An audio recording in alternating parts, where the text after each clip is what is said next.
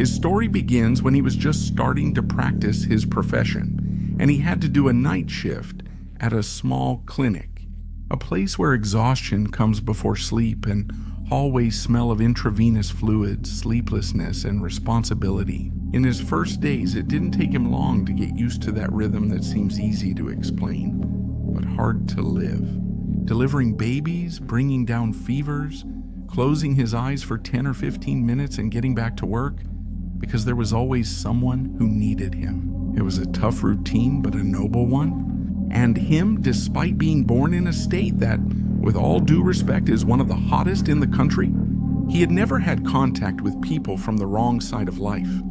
He had never been near a shootout, never seen a kidnapping, never heard a war cry, and had never imagined what his first time would be like.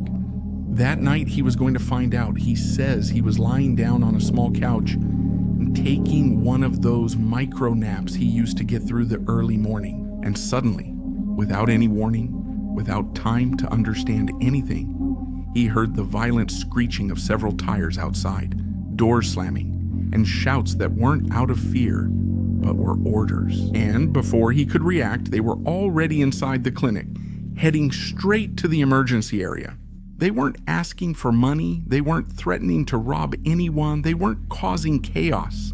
They were there for a very specific reason. They had someone seriously injured and needed him to be treated. That's it. He felt a fear he had never felt before, because it was the first time these people were less than a meter away from him. The first time he saw long guns at that hour, in that place, so close to his face, everything happened quickly. He and some colleagues set up an improvised operating room, using whatever they had, whatever was available, whatever they could, lights, forceps, gauze, the essentials to try to save a life. And that's when a person who seemed to be the leader came in, a man dressed in tactical clothing very similar to what the military wears. His presence filled the room without him needing to raise his voice, and his only order was as cold as it was direct. You are going to save. Because if he goes, you go with him. At that moment, he says he felt two things collide inside his head: the Hippocratic oath and the primitive instinct for survival.